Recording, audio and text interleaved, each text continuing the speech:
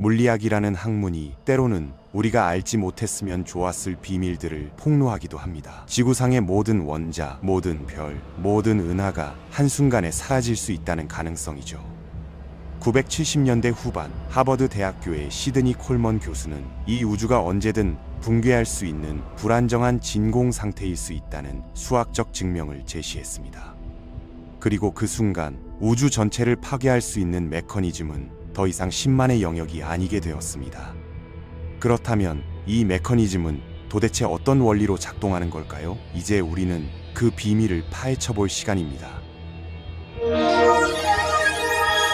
우주 전체를 순식간에 파괴할 수 있는 메커니즘이 존재한다는 사실을 그는 하버드 대학교에서 신만이 아는 것이 아닙니다. 저도 알고 있거든요 라며 시작했던 전설적인 강의를 통해 밝혀냈습니다. 콜먼 교수는 양자역학과 입자물리학 분야에서 동료들 사이에서 물리학자들의 물리학자라고 불릴 만큼 존경받는 인물이었어요. 그의 재치 넘치는 강의와 깊이 있는 통찰력은 수많은 제자들에게 깊은 인상을 남겼죠. 하지만 그가 발견한 내용은 결코 유쾌하지 않았습니다. 우리가 살고 있는 이 우주가 거짓된 진공 상태에 있을 가능성, 그리고 언제든지 진정한 진공 상태로 전이되면서 모든 것을 파괴할 수 있다는 가능성을 수학적으로 증명해냈거든요. 1945년 7월 16일 새벽 뉴멕시코 사막에서 인류 최초의 핵폭탄이 폭발했을 때 물리학자 케네스 베인브리지가 로버트 오펜하이머에게 속삭인 말이 있습니다. 이제 우리는 모두 개자식이 됐군요. 맨해튼 프로젝트에 참여했던 과학자들은 자신들이 만든 것이 얼마나 무서운 힘을 가지고 있는지 깨닫고 있었거든요. 전쟁이 끝난 뒤 물리학자들은 다시 순수한 과학 연구로 돌아가고 싶어 했습니다. 1947년 오펜하이머가 주최한 쉘터 아일랜드 학회에서는 5년간 군사 프로젝트에 묶여있던 과학자들이 처음으로 자유롭게 토론할 수 있는 기회를 갖게 됐죠. 바로 이 학회에서 파인만과 슈윙거가 양자전기역학이라는 혁신적인 이론을 발표하게 됩니다. 이런 역사적 배경이 우주의 파괴와 무슨 관련이 있을까요? 답을 찾기 위해서는 현실을 구성하는 가장 기본적인 요소들까지 내려가 봐야 합니다. 물리학자들이 바라보는 이 세상은 입자 물리학의 표준 모형이라는 언어로 쓰여 있습니다. 이 모형은 100년이 넘는 기간 동안 축적된 우주 법칙에 대한 이해의 결과물이거든요. 표준 모형에서 모든 물질은 페르미온이라고 불리는 기본 입자들로 구성됩니다. 이탈리아계 미국인 물리학자 엘리코 페르미의 이름을 딴 이 입자들은 쿼크와 렙톤이라는 두 가지 종류로 나뉘죠. 쿼크는 강한 핵력의 영향을 받아서 양성자와 중성자 같은 복합 입자를 만들어내고, 반면 전자 같은 렙톤은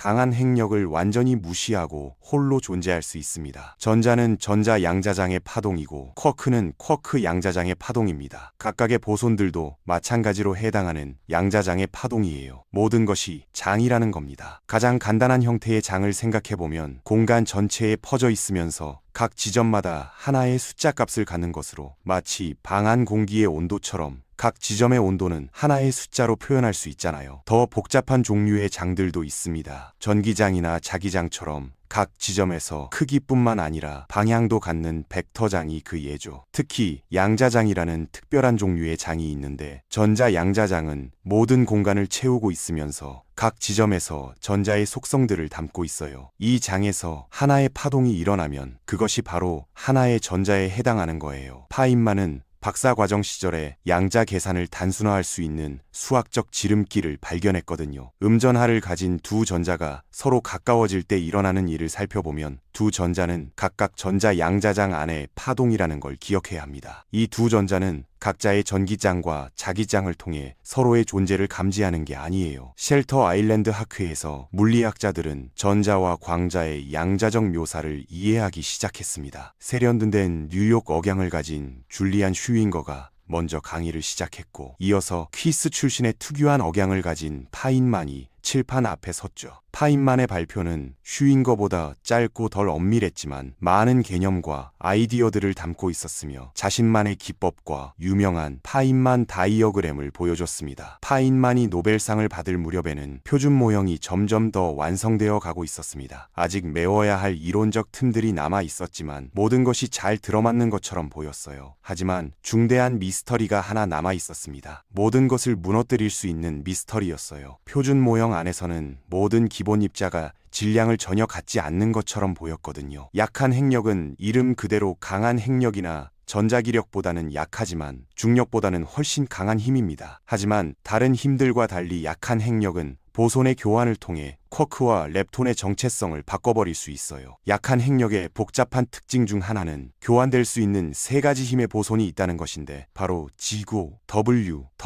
W이에요. 각각의 W 보손과 G 보손은 양성자나 중성자보다 약 80배나 더 무겁습니다. 바로 이 엄청난 질량이 약한 핵력의 영향에 결정적인 영향을 미치죠. 질량이 없는 광자와 글로오는 전자기력과 강한 핵력이 무한한 범위를 갖는다는 것을 의미하지만 W와 G의 질량은 약한 핵력이 10억 분의 1m보다 작은 범위에서만 작용할 수 있게 만들거든요. 우리는 약한 핵력이 중요하다고 말했고 그 힘의 보손들이 질량을 가지고 있다는 것을 발견했습니다. 하지만 이 질량이 어디서 오는지 그리고 이것이 우주의 종말 가능성과 어떤 관련이 있는지에 대한 질문은 아직 답이 나오지 않았어요. 그래서 근본적인 물리학을 더욱 깊이 탐구해야 할 때인데 그러기 위해서는 발견되기를 원하지 않았던 사람을 찾아야 할 것 같습니다. 2013년 10월 8일 아침 전 세계가 노벨 물리학상 발표를 기다리고 있었습니다. 하지만 피터 힉스는 예상되는 언론의 광풍에 휘말리고 싶지 않았어요. 사실 그는 집에 남아서 예상되는 전화들과 인터뷰 요청들을 받는 대신 조용히 동네 펍으로 자리를 옮겼습니다. 오후 늦게 길에서 옛 이웃을 우연히 만났는데 이웃이 기쁜 소식을 듣고 즉시 축하해 주었어요. 그렇다면 왜 그가 이 탐나는 상을 받게 되었을까요? 그 이유를 이해하려면 2013년 힉스와 1965년 파인만 사이에 위치한 또 다른 노벨상 시상식으로 돌아가야 합니다. 1979년 노벨상 시상식은 언제나처럼 화려하고 의전이 엄격했으며 스웨덴 왕족이 행렬과 축하 행사를 이끌었고 모든 수상자들은 정장 차림에 딱딱한 검은 정장과 흰 넥타이를 착용하고 있었어요. 셸던 글래쇼와 스티븐 와인버그 그리고 압두스 살람이 각각 상금의 3분의 1씩을 나누어 가질 예정이었고 모두 같은 이유로 그 자리에 있었습니다. 이 세 명의 물리학자는 전자기력과 오늘날 전기양력 이론으로 알려진 약한 핵력의 유사점을 탐구했거든요. 이 두 힘의 통합은 질량의 기원을 이해하는 토대를 마련했습니다. 전기와 자기는 본래 매우 다르고 분리된 현상이었어요.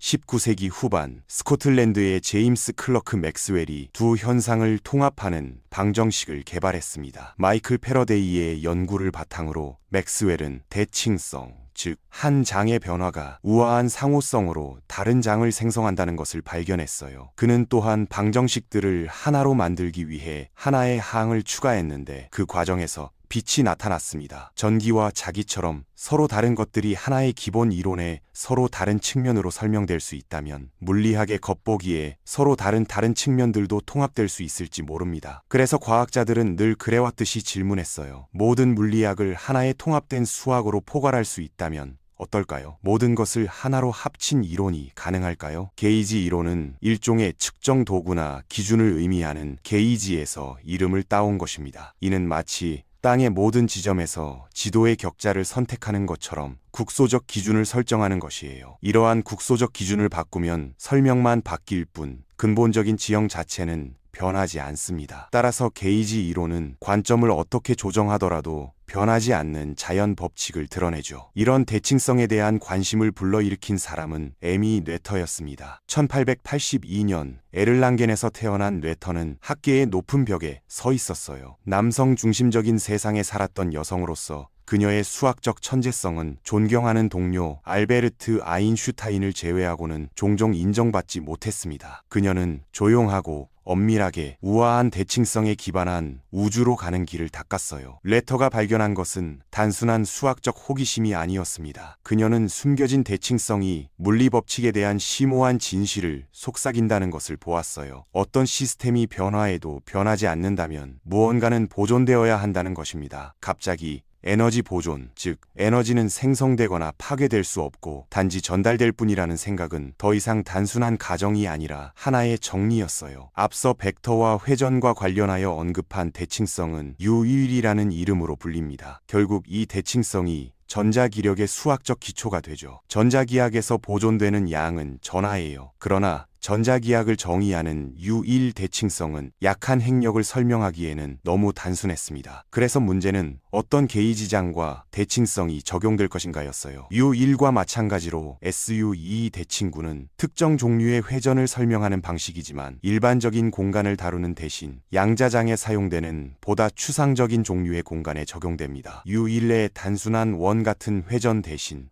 모든 점이 양자 입자의 가능한 상태를 나타내는 구를 상상해야 해요. SU2는 이런 상태들이 전체 구조, 구를 그대로 유지하면서 어떻게 서로 부드럽게 회전할 수 있는지를 설명합니다. 전자기학의 U1 대칭과 약한 핵력의 SU2를 결합함으로써 노벨상 수상자들은 이런 상반된 현상이 동전의 양면임을 보여주었습니다. 수학은 B, W, 부, W, 화, W, 희라는 네 가지 힘을 전달하는 보손의 존재를 예측했어요. 문제가 해결된 것 같았지만 완전히 해결된 것은 아니었어요. 스티븐 와인버그의 말을 빌리자면 전기 양력 대칭의 결과 중 하나는 이론에 새로운 것이 추가되지 않으면 전자를 포함한 모든 기본 입자, 렙톤과 쿼크가 질량이 없을 텐데 당연히 그렇지 않습니다. 우주가 탄생한 직후 우주는 극도로 뜨거웠습니다. 이는 모든 입자가 거의 빛의 속도로 움직였다는 것을 의미했어요. 모든 입자의 질량에 포함된 그 양의 에너지는 운동 에너지에 비하면 무시할 수 있을 만큼 미미하며 사실상 질량이 전혀 없는 광자와 같았습니다. 이것이 의미하는 바는 우주의 가장 초기 단계에서는 두 가지 뚜렷한 힘이 존재하지 않았고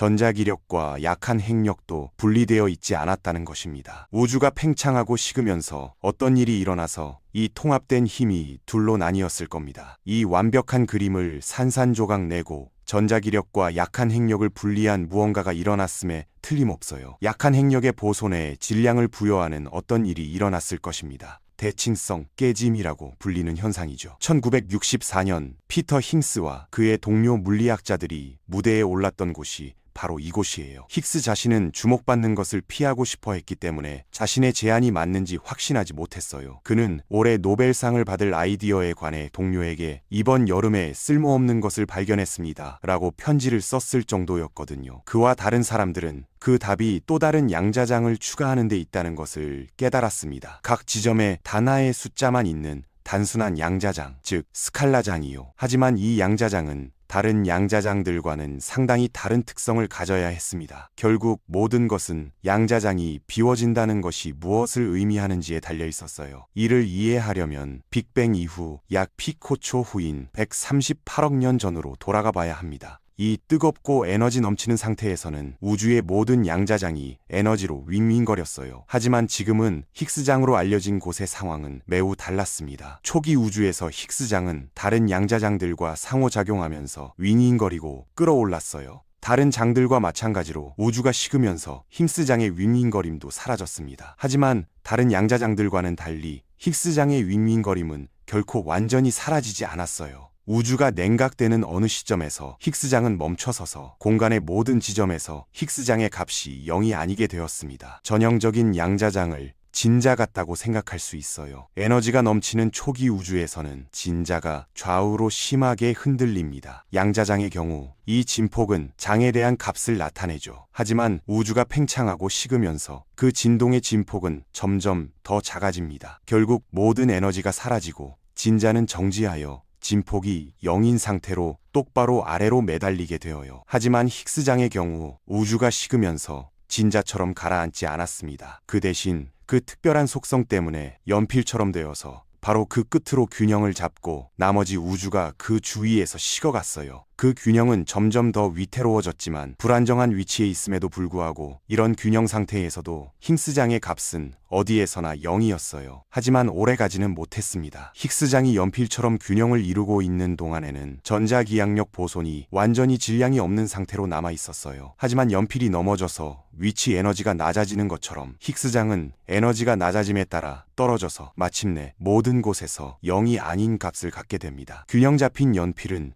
대칭을 이루고 있어서 어느 방향에서 봐도 똑같아 보이는 반면 연필이 넘어지면 그 대칭성이 사라져버리죠. 전기 양력에 대한 이런 대칭성 붕괴의 결과는 엄청났습니다. 이론에서 예측한 보손, B, W, W, W 해가 양자적으로 혼합되어 4개의 새로운 보손을 형성했어요. 그중 하나는 질량이 없어서 전자기력의 광자가 되었고 나머지 셋은 약한 핵력의 G5, W, W가 되어 질량을 얻었습니다. 이제 심호흡을 해보세요. 우리는 약한 핵력의 기본 보손 질량의 기원을 발견했어요. 하지만 다른 기본 입자들의 질량은 어떨까요? 그들은 어디서 왔을까요? 답은 대칭성이 깨지면 힉스장이 어디에서나 0이 아니라는 사실에 있습니다. 그리고 이 사실이 우주의 종말을 알리는 열쇠가 될 수도 있어요. 힉스장은 단일 숫자로 특징 지어지는 비교적 간단한 양자장이며 기본적으로 모든 입자의 질량은 힉스장과 얼마나 강하게 상호작용하는지에 따라 달라집니다. 힉스장은 이런 기본 입자들에게 어떻게 질량을 부여할까요? 이를 이해하려면 질량이 무엇인지 이해하는 것이 중요해요. 질량이란 단순히 무언가를 구성하는 물질의 양이라고 생각할 수도 있고 질량이 중력을 생성하는 것일 수도 있습니다. 하지만 중요한 정의는 400년 전 뉴턴의 제2운동 법칙에 의해 제시된 정의예요. 힘은 질량의 가속도를 곱한 값입니다. 입자의 관성 질량을 부여하여 밀어내기 어렵게 만드는 것이 바로 힉스장입니다. 입자가 상호작용할 수 있는 공간을 효과적으로 끈적하게 만들어서 가능한 거죠. 예를 들어 질량이 없는 광자의 경우 힉스장은 사실상 투명하므로 빛의 속도로 움직입니다. 하지만 전자와 다른 거대한 입자들은 끈적끈적한 존재감을 느끼죠. 정말로 그렇게 간단하지만 아직 답이 나오지 않은 몇 가지 질문이 남아 있습니다. 물질을 구성하는 입자, 특히 전자와 업쿼크, 다운쿼크의 기본 입자 질량은 매우 작습니다. 2개의 업쿼크와 하나의 다운쿼크로 구성된 양성자를 생각해보면 이 3개의 기본 쿼크의 질량은 양성자 전체 질량의 1%에 불과해요. 그러면 나머지 질량은 어디서 나올까요? 양성자와 중성자 내부에는 3개의 쿼크 외에도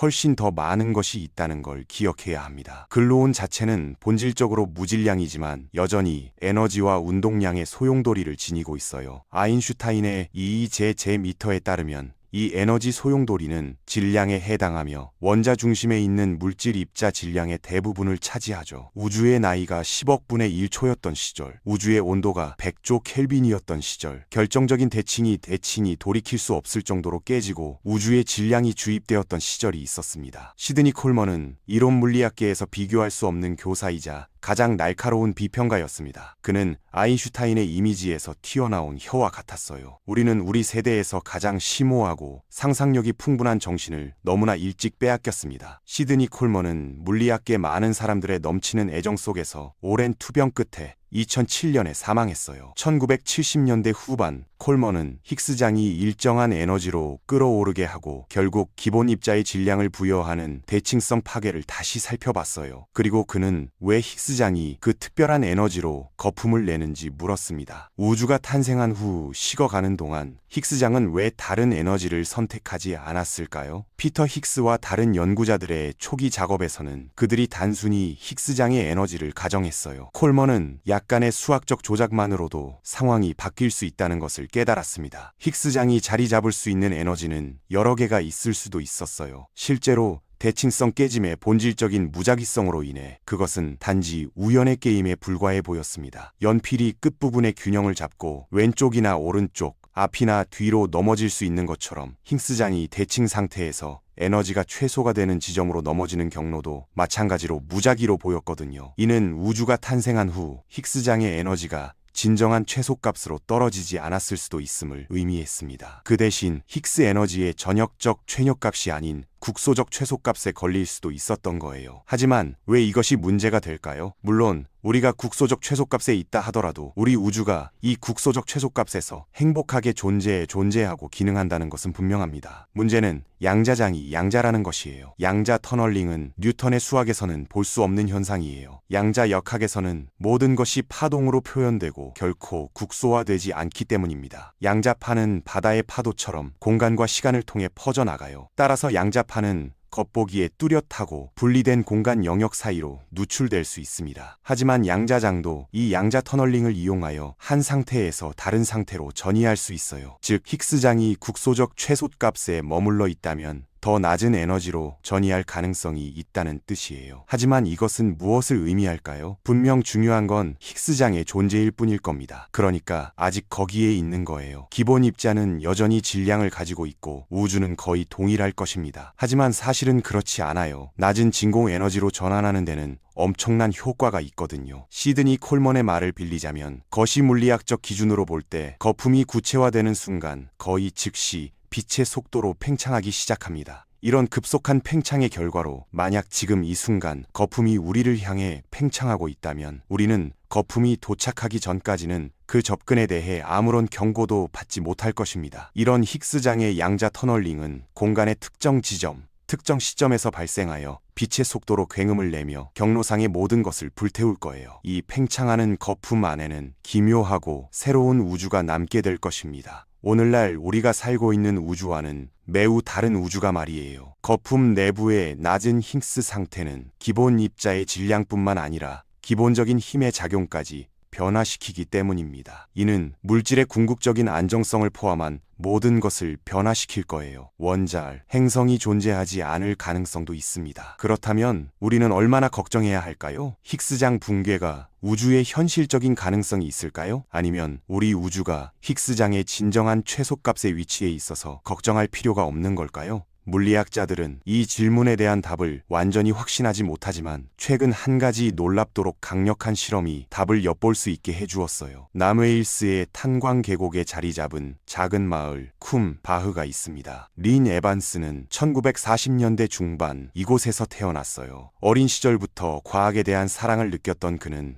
마침내 물리학의 신비와 마법에 매료되었거든요. 그의 연구는 그를 아원자 세계로 이끌었고 1960년대 말에는 스위스 프랑스 국경에 있는 CERN에 합류하게 됩니다. 입자 가속기 주변의 이 작은 건물들은 불과 수십 년 전이었지만 이미 가장 작은 규모에서 현실의 근본적인 본질을 연구하는 최고의 장소였어요. 에너지는 입자 충돌에서 핵심입니다. 물질 빔을 거의 빛의 속도로 가속하고 빔을 충돌시키면 이 엄청난 에너지가 작은 부피로 집중돼요. 아인슈타인의 제 법칙의 마법을 통해 이 에너지는 새로운 거대한 입자로 변환될 수 있거든요. 원자로 알려진 에반스는 대형 강입자 충돌기의 프로젝트 책임자 역할을 맡아 대형 전자 양전자 충돌기를 사용하여 전자 대신 양성자를 가속하는 것이 목표였어요. 전자보다 2000배 더 무거운 양성자는 충돌에 훨씬 더 많은 에너지를 전달할 수 있었습니다. 이 프로젝트는 수만 명의 과학자와 수십억 달러의 투자,